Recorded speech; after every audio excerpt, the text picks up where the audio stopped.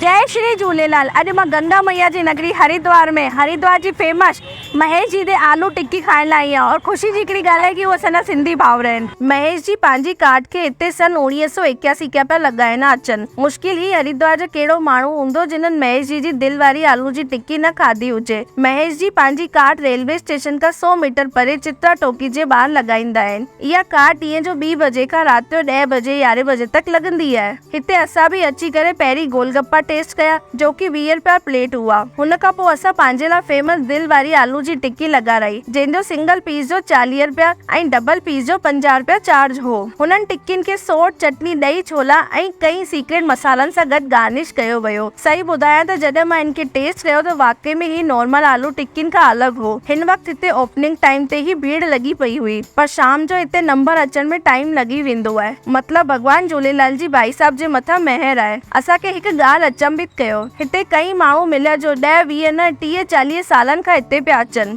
ही पंहिंजे पाण में हिकु अवॉर्ड आहे। कितने समय से आ रहे हैं आप? लगभग 40-42 साल। तव्हां कॾहिं हरिद्वार अचो त चित्रा टोकी जे ॿाहिरि पंहिंजे सिंधी भाउ महेश जी आलू टिक्की टेस्ट करणु न भुलिजो।